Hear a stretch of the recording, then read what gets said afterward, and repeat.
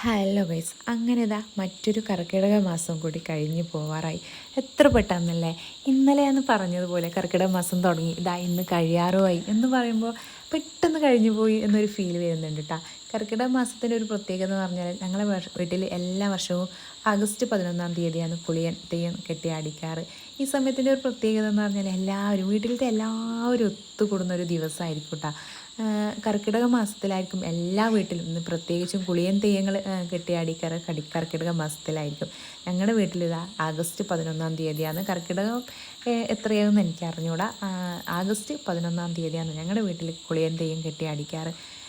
എല്ലാവരും ഒത്തുകൂടും എന്ന് പറഞ്ഞാൽ കല്യാണം കഴിച്ച് പുറത്ത് പോയവരും അതുപോലെ തന്നെ വന്നവരും കുട്ടികളും എല്ലാവരും ഒത്തുകൂടുന്ന ഒരു ദിവസമാണ്. ഭയങ്കര രസമാണെന്ന് പറഞ്ഞാൽ എല്ലാവരും ഒത്തുകൂടി എല്ലാ പണികളും ചെയ്യുക, ഒത്തുകൂടി മിണ്ടുക, ചിരിക്കുക, ഇതൊക്കെ എന്താ ഇതുപോലുള്ള ഒരു ദൈവികമായിട്ടുള്ള കാര്യങ്ങൾ അതുപോലെ ഒരു ചില പരിപാടികളിൽ മാത്രം ഇങ്ങനെ കിട്ടുന്ന സന്ദർഭങ്ങളാണ്.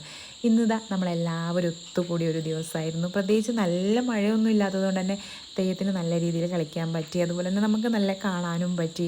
അടിപൊളിയായിരുന്നു ഇന്നത്തെ ഡേ എന്ന് പറയുന്നത്. പിന്നെ ഉച്ചയ്ക്ക് എല്ലാവരും ഒന്നിച്ചിരുന്ന് ഫുഡ് കഴിക്കുക, അത് വാഴയിലയിൽ ഫുഡ് കഴിക്കുക, അതൊരു ഓണത്തിന് നമുക്ക് ഉണ്ടാകുന്ന ഒരു അനുഭവമില്ല, അതുപോലെ തന്നെയായിരുന്നു ഇന്നത്തെ അനുഭവം എന്ന് പറയുന്നത്.